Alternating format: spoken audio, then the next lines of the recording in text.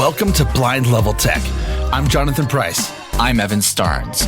And together, we're bringing you news, tech, and information about blind technologies.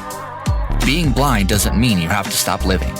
We're going to show you just how possible it is to live the life you want.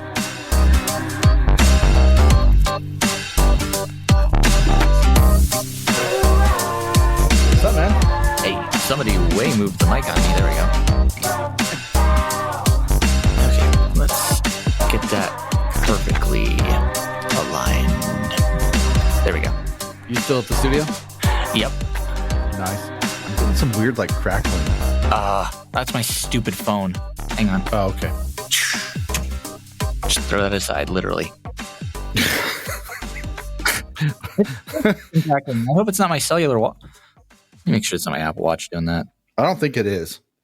It's not. It's my dang phone. Yeah, these are. I don't know if it can't be the interfaces, but something in here is not shielded very well. It wouldn't surprise me if it was the cables, actually. Yeah, I think so. I think it is the cables. That would be funny. Oh, that'd be hilarious. Anyway, you're doing good. Okay, so I got to know what this. Oh, this little story. This little interesting story. Oh, it's nothing much. I was working today, and it's funny because it's a little ironic because this morning my grandma sends me a text. What kind of battery does the alarm system take? And it's flashing low battery.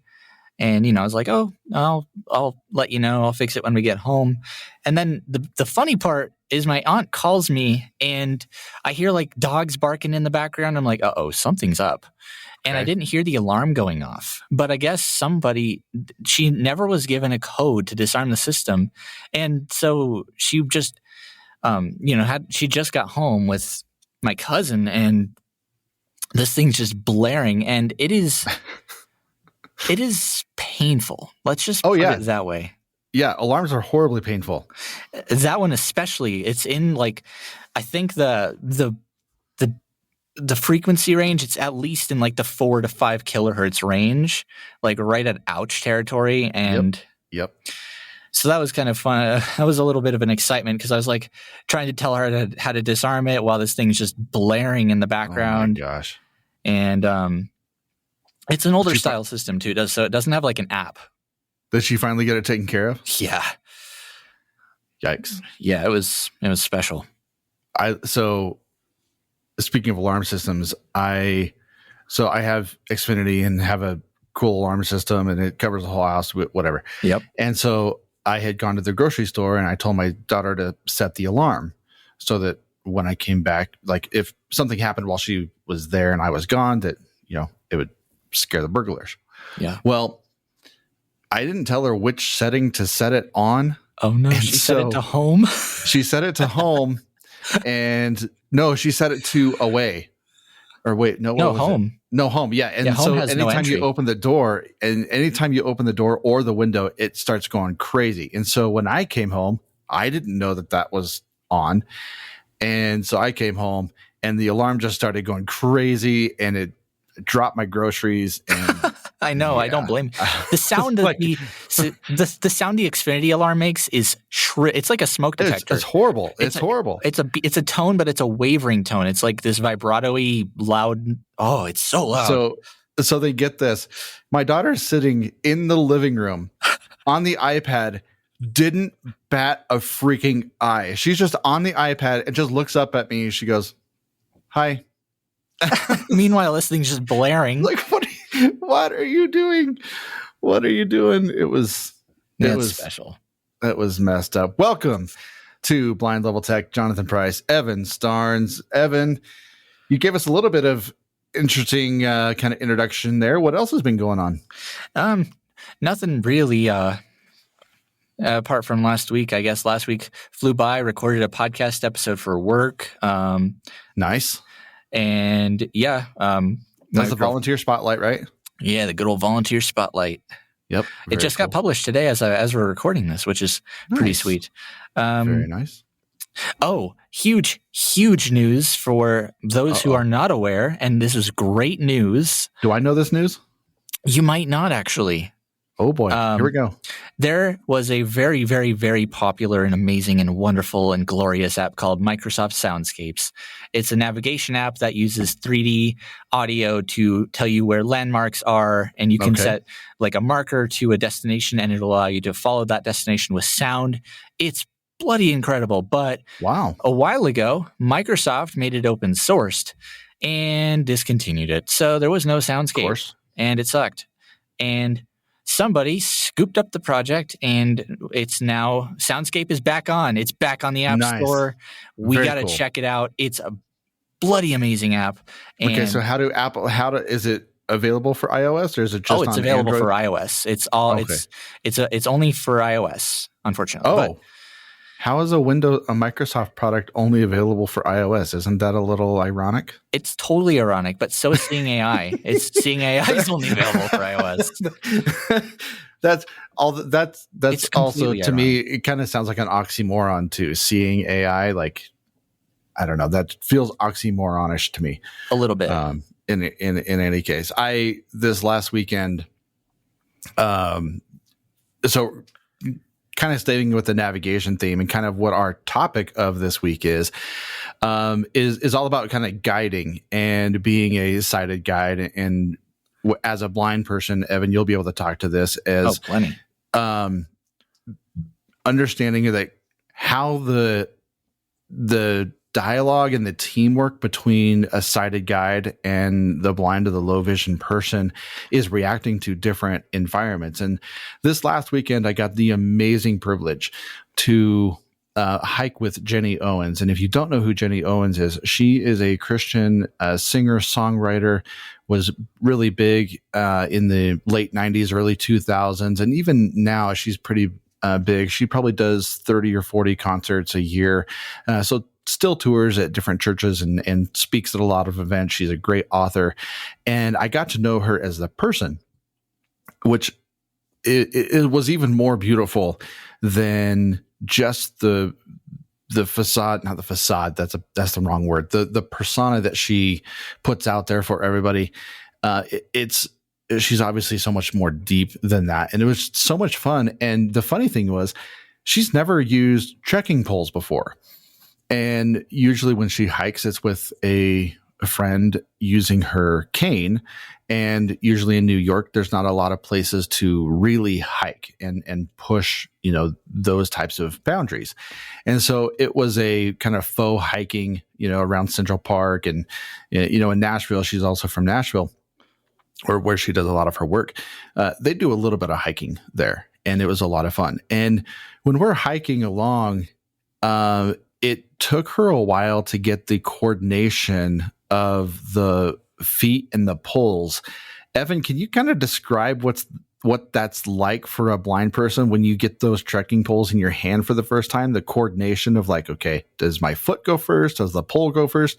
Because it's very different than just the cane travel guides. Yeah, it's funny you mentioned that because personally, from my experiences and a lot of other cane users out there, when you switch to trekking poles, you still have it still feels very cane-like, except you're holding two poles. So you kind of start to use it more like a cane, where the point of the pole is more out in front of you as opposed to into the ground, which completely defeats its purpose. I mean, you could do that. I've done it before when in a pinch, but you still kind of like your muscle memory really takes over and you start to treat them like a cane. Yeah. And really, at least for me, like, I don't know what else to call it, but it's not hand-eye coordination, maybe hand-foot coordination. Maybe it just comes naturally to me, but I could imagine what the hardest thing to fathom, and I'm even like making the motions here in the studio, is picking your foot up while moving the other pole forward, and then picking your opposite foot up and then moving the opposite pole forward. It can twist your brain around. I equate it to ways. Like crawling around on the floor. Yeah. It works the same way.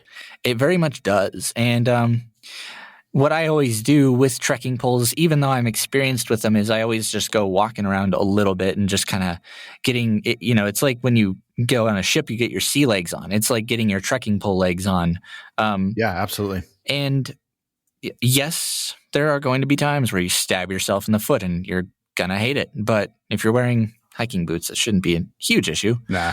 But getting down the left foot moves forward, right pole comes up, right pole moves forward, left foot comes up. Right. You really kind of got to start very slow and literally take small steps. Yep. That's always a recommendation. Yeah. Which for Jenny was really funny because she is a go, go, go, go, go type person. Oh, yeah. Which I love. And so several times I would stop to kind of turn around and make sure that she was doing okay if there was a big obstacle that I needed to guide her over. And she would already be over it and like stabbing me in the foot as I turn around. And she would just, I think she apologized probably 3,000 or 4,000 times on the trail. It was fantastic. And of course, I'm totally fine and didn't have any major injuries, but it was so much fun because she pressed so hard going up the hill. We had people like asking, what are you guys doing? And if one thing I learned as a sighted guide. So when I guide as a sighted person, I'm not describing every single inch of terrain that is coming up, that is around, that would be completely overwhelming for somebody. It'd be some people talking. Right. Well, some people may want that, especially if it's a super technical part that you're trying to very gingerly get over, which you need.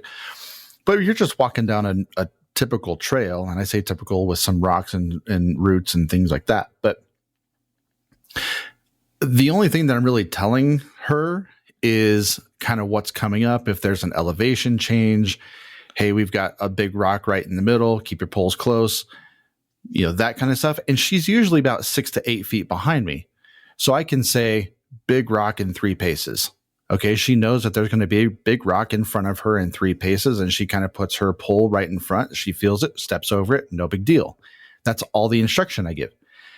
And what I realized is that there is such an art to calling out what is coming up so that she can enjoy, or whoever is hiking, that they can enjoy the experience of the trail and feel nature around them.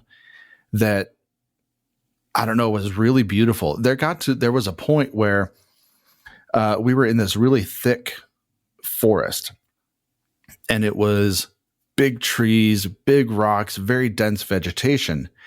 And I closed my eyes for a second and I could feel the air as very close to me. It was very surreal. And I started walking along, and probably about 20 or 30 feet later, it kind of opened up into this little clearing around a bend. We could overlook the mountain, but you could instantly feel the air get more spacious. And I'm trying to describe that as best I can, but it's not necessarily you feel the warmth of the sun hitting you, but you feel that space just open up around you. It's the pressure differential. It's what it is. Yeah, absolutely. And when I was describing to her kind of what the terrain was like, I would tell her, like, we were going through a narrow section, you got to keep your poles kind of more in front of you. You can kind of keep your poles out if we're on a wider section, so you can feel the side of the trail at the same time as you're kind of walking along. And so she was learning all of these really cool tips and tricks. The thing that blew me away the most was the symbiotic relationship between the caller and the hiker.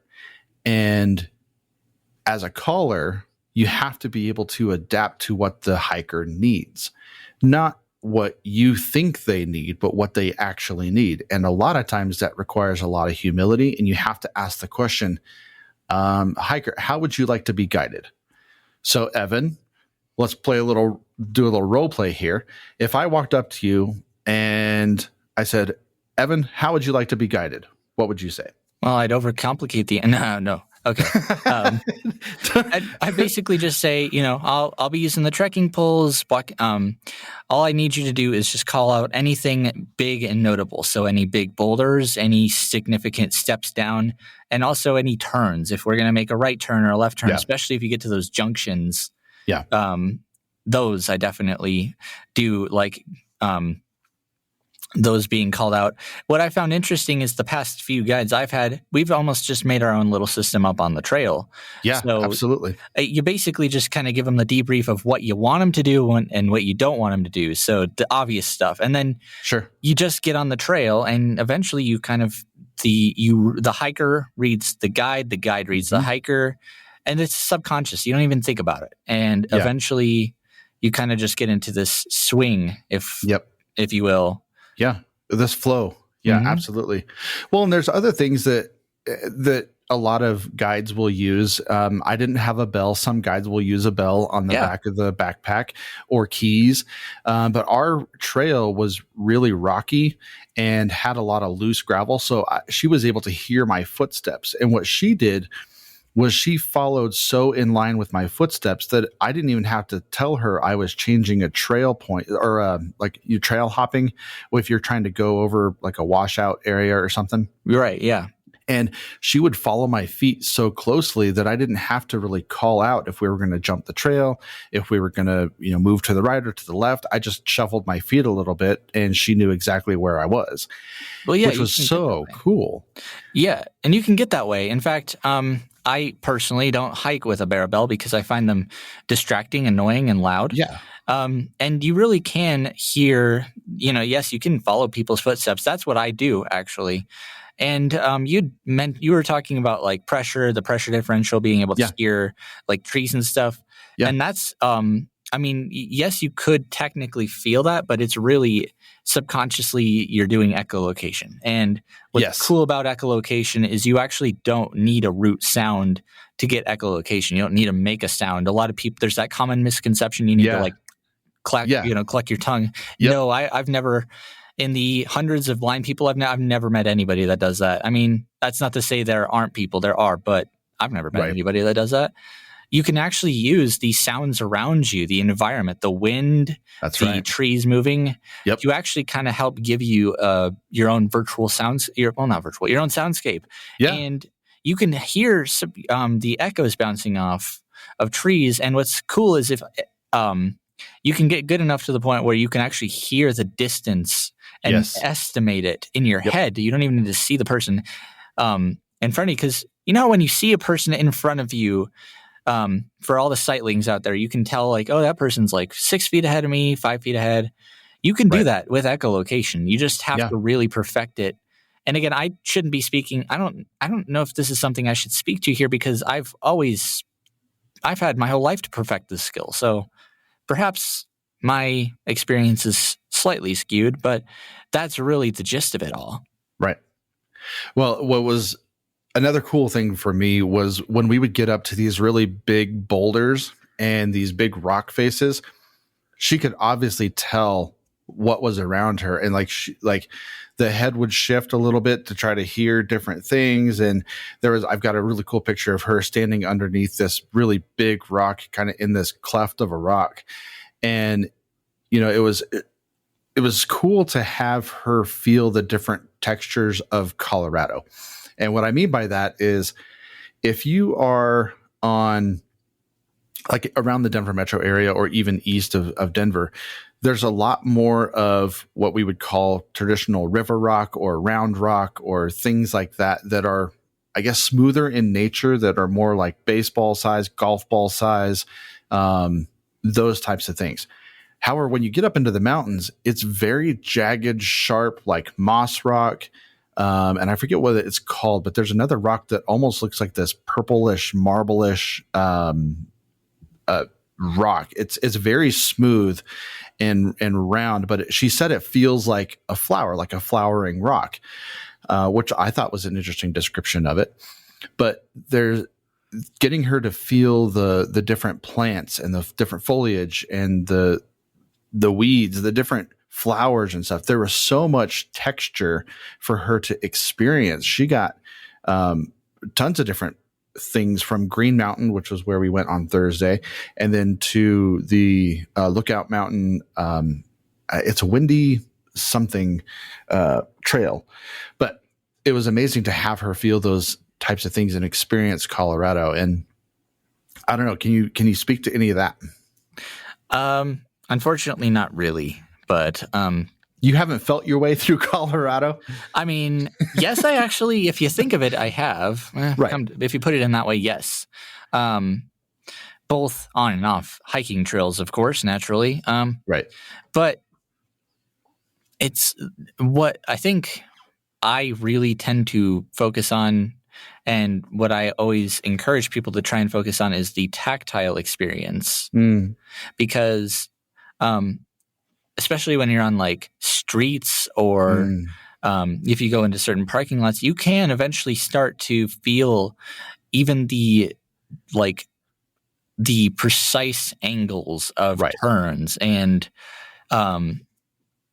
you can even, if you're using a cane, you can feel the difference in concrete and cement texture if you're out on streets. Yep. So it makes it possible to tell what streets you're on based on just that tactile experience alone. A cool thing I really just want to throw out on hiking trails with trekking poles, and what I always recommend doing, is, especially if you are like myself, and very ironically, I don't care, a visual person.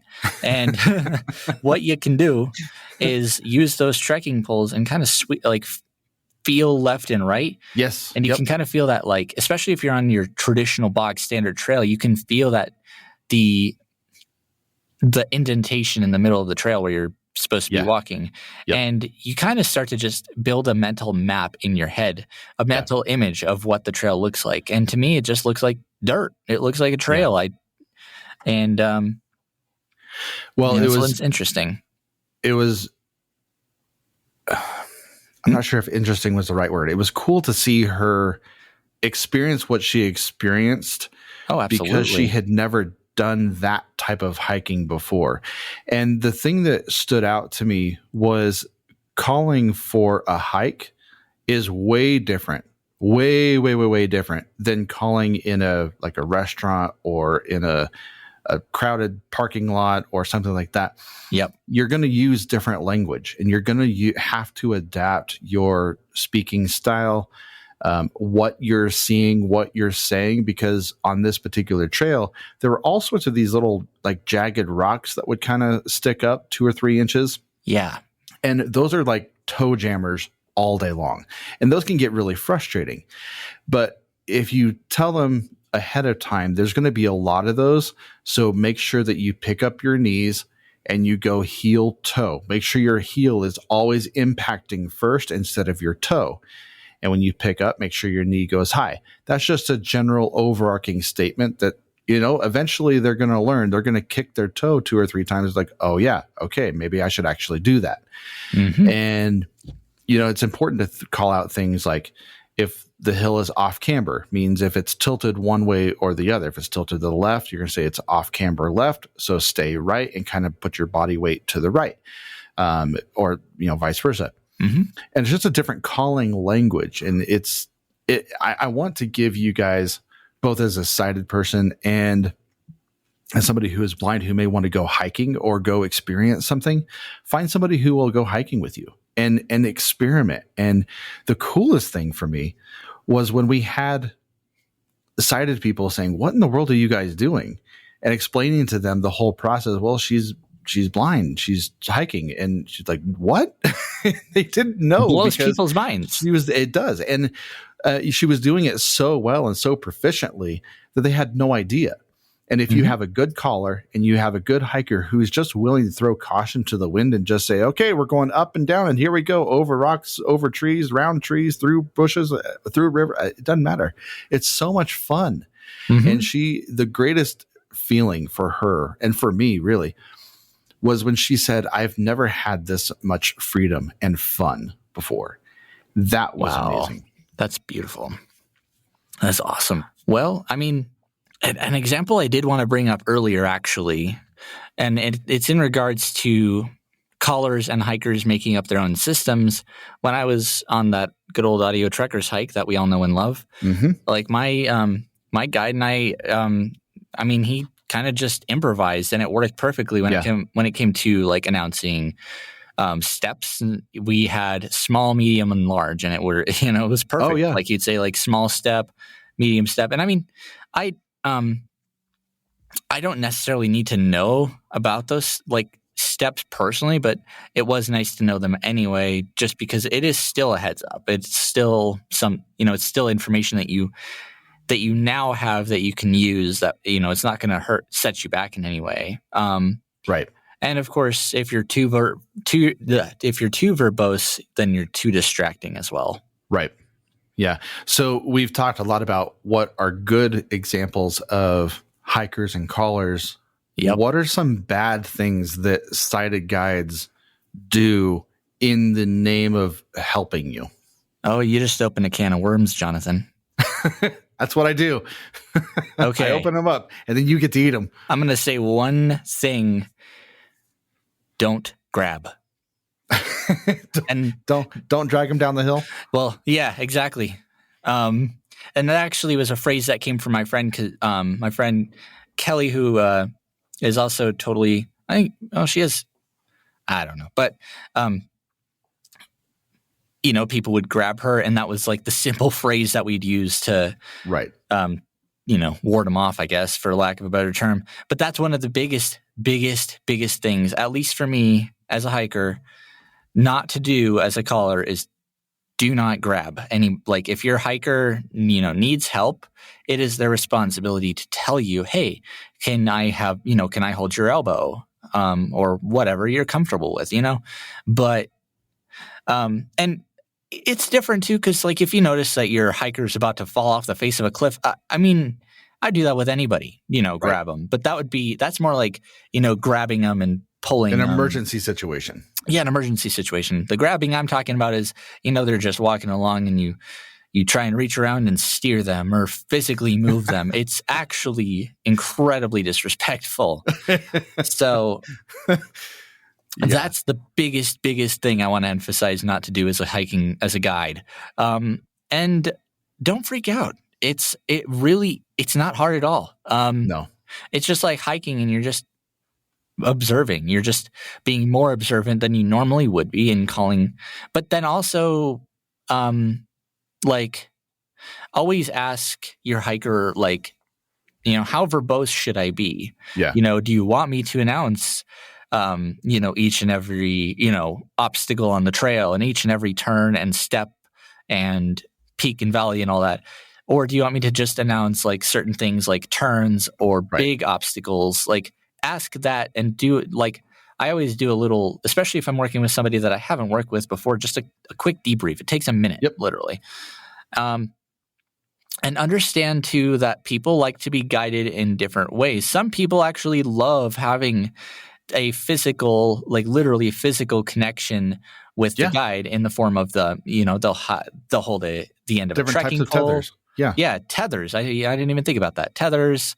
Usually, sometimes they hold elbows, and then some people just like to follow based on echolocation with a sound like a cowbell, bear bell, and some people can just use the sound of your feet, believe it or not. And I know for some people that is like mind blowing that you can hear how far away somebody is with your ears. It's cool though. Yeah.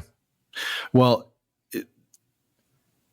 something else that you should also be kind of cognizant of, at least as a caller and as a hiker, when I first was helping Evan last year with our audio tracker hike, not this last one, the year before, he taught me something that was interesting. In when you're standing behind somebody, they actually want to lean back, and that's not a good situation going down a hill. You do want to lean back a little bit, but if you're trying to lean back to try to hear that person's voice, you're not going to be in a proper position to brace yourself if you start to slip, or if you got to have your poles down the right way. And I'm going to get to poles in a second, but making sure your collar is in front of you, and that depends on the hiker, but like Jenny wanted me in front of her, and you wanted me in front of you at certain times.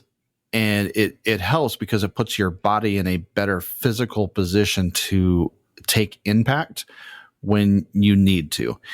So I don't know. That was a very interesting thing. Yeah. And if anybody's like, oh, that's never going to happen to me, I'm not going to run into any impacts, stop it. Yep. Just stop. Be honest with yourself. Well, the last thing I wanted to touch on were the actual poles themselves. and how to get them adjusted for your height. Now, this works a little bit differently than a cane. Evan, what's the biggest difference between the trekking pole height and cane height? The difference between trekking pole height and cane height is that with, a cane, you want your cane when it's standing vertically upright, at least from what I've heard, to go to sometimes people like it at the bottom of the chin or the tip of their nose. I like mine at the bottom of my chin. It depends on how far out you want your cane to reach. With trekking poles, on the other hand, well, the obvious difference is you got two of them. Right. And the other difference is that they're going to be a lot shorter than your cane. Yep. And ideally, you want them, and I always level them on flat, solid ground. Yep. You want your arms parallel with your body to form like a 90-degree angle, I believe, straight out in front of you. Yep. As you're holding the poles with their grips. And I always recommend too with trekking poles, and some people do this with their canes too, is put the strap around your wrist too. Because I've dropped poles, and plenty of people will and have dropped poles. This will prevent that. And especially you don't want, your $50 set of trekking poles going down a cliff or whatever too. So that's another difference that you'll have to get used to. The grip is also slightly different depending on the cane. It's thicker because most canes, at least like the ones I've used and a lot of people use, they're kind of a round grip with a flat portion to make it so that it rests easily in the palm of your hand. Trekking poles, some of them have two grips on the pole, like on the shaft of the pole and then at the top near the handle. But every trekking pole basically has like this big kind of knob at the top. Yeah, big knob at the top where the string comes out. And then below that, it's usually a foam grip with like little indentations for your fingers or something and you can like just easily differentiate between, what part goes into the palm and what part does not. And well, I want to jump in here real quick because something to be noted, especially for going downhill or uphill, do not change the length of your trekking poles for what direction you're going, whether up or down. Set the length. Do solidly. Okay, sorry, I was going to say. No. Yeah, set the length solidly. Yeah, exactly right. There you go. So here's the problem. If you're going downhill and your cane, your poles are actually longer so that you can feel like it's feeling level, you're not going to get a true sense of the terrain and you're going to take a false step. And what would be a normal 6-inch step may now be like 10, and you fall flat on your face. It hurts. Because you're bracing for that step. That's right. And when you have your poles set at the right length for even ground, you're going to feel more of the terrain when you're hiking around. So just a quick tip on that. And like I said, like a couple minutes ago, always level them on flat ground. Yeah. Yep. And make sure that they're tight because sometimes you'll have some of those trekking poles that just get loose. And so carry a pocket knife with you or a flathead screwdriver. Most of the time they're flathead screws and you can just tighten them or they'll be adjustable. And so just make sure you're doing that. Evan, anything else about hiking or sighted guides? Nothing really about hiking or sighted guides in particular that I could think of. I think we definitely covered it, and I hope that you guys felt the same. Of course, if you have any feedback for us or questions or comments, you know what to do, pretty sure at this point. Right. Yeah, text us. Or not text us. Well, hit us up. Given our phone number, hit us up on our emails, evan@aincolorado.org or Jonathan, JONATHAN at AINcolorado. Okay, Evan, you ready? Mm-hmm. I had over the weekend the most amazing grilled chicken Caesar sandwich. I've never had it before.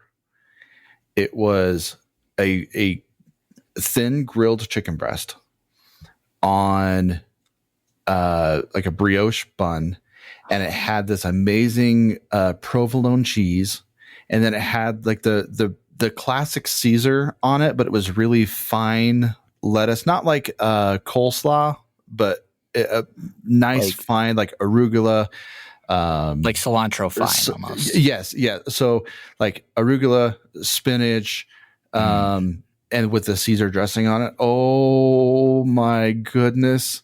That's like it was bonkers. it's like Fennel, heavenly sounding. basil. Oh my gosh, it was absolutely toasted. Sounds that It was amazing. I need It was one. amazing. I need this in my life right now. So there you go. My sandwich of the week: grilled chicken Caesar salad. Go make one. There's tons of recipes out there. Mm-hmm. Any final words, thoughts for you, my friend? Hey, I got a sandwich of the week. If burgers count, I actually went to this really good restaurant. I'm not going to say the name, but well, it's called Twin Peaks. It's a good place. Okay. So I went out hanging out with my friend on Friday, and we went there, and I had a burger called the Smokestack. And let me just say right now, grilled brisket, barbecue sauce, cheese, pickles, jalapenos. Oh, it was a spicy, delicious, inhalable burger. That kind of reminds me of the Devil Spit burger at Famous Dave's. That's one of my favorite burgers. And Famous Dave's is the best barbecue. No, it's one of my favorite places. It's so good. Yes. Okay, time to go eat. Yeah. Y'all have fun. Well, with that being said, we'll talk to you guys later. Blind Level Tech from myself, Evan Starnes, and the AINC family. Yep, and we'll catch you guys next week. Hope you guys are staying well. Definitely don't forget to plug in your devices. If you have any tech tips or anything to send us, please do so. We love your feedback. And if you'd like to be on the show, you can do that as well. I believe it is still the same. It's AINcolorado.org/podcast-guest to be a guest on any of our podcasts. Nailed it. Woohoo!